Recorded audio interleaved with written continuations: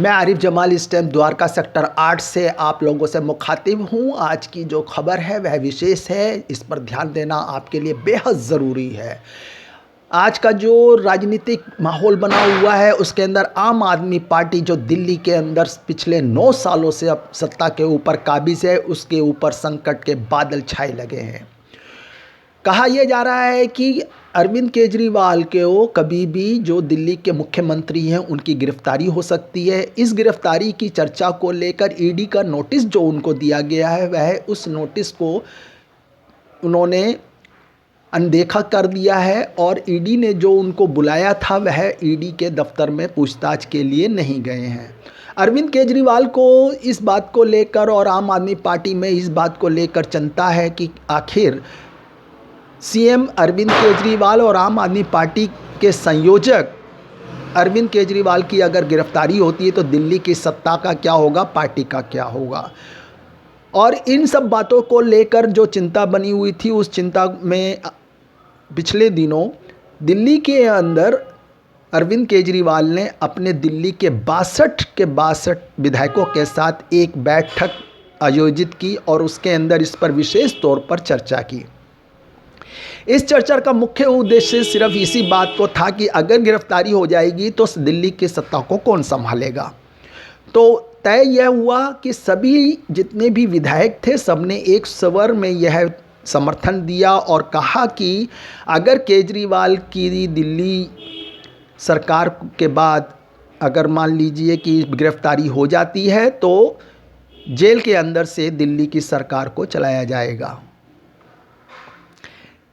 अरविंद केजरीवाल के मंत्रिमंडल के अनेक मंत्रियों ने इस बात को लेकर विशेष तौर पर जोर दिया कि हम लोग तिहाड़ जेल के अंदर भी बैठकर दिल्ली सरकार को चलाएंगे, क्योंकि यह दिल्ली की चुनी हुई सरकार है जिसको भारतीय जनता पार्टी नहीं चाहती कि यह सत्ता में बनी रहे। और यह खुद ब खुद लगातार दबाव इतना बना रहे हैं कि अरविंद केजरीवाल दिल्ली के मुख्यमंत्री पद से परेशान होकर इस्तीफ़ा दे दें। लेकिन आम आदमी पार्टी पीछे हटने वाली नहीं है, ना ही किसी प्रकार से डरने वाली है। आम आदमी पार्टी के नेताओं का कहना है कि हम लोग हर चुनौतियों का सामना करने के लिए तैयार हैं। अब देखना यह है कि आखिर यह कब तक चलता है, क्या अरविंद केजरीवाल की भी गिरफ्तारी होती भी है या नहीं होती है, क्योंकि ईडी ने बारे में ये भी कहा गया है कि अब दूसरा समन देने की कोशिश की जा रही है। आपको यहाँ पर याद दिला दूँ कि अब तक जो दिल्ली सरकार के डिप्टी सीएम रहे मनीष सिसोदिया शराब घोटाले के नाम पर और आरोप में गिरफ्तार हैं, जेल के अंदर हैं। इसी तरीके से राज्यसभा से सांसद संजय सिंह भी इसी शराब घोटाले के मामले में आरोपी के तौर पर तिहाड़ जेल के अंदर बंद हैं।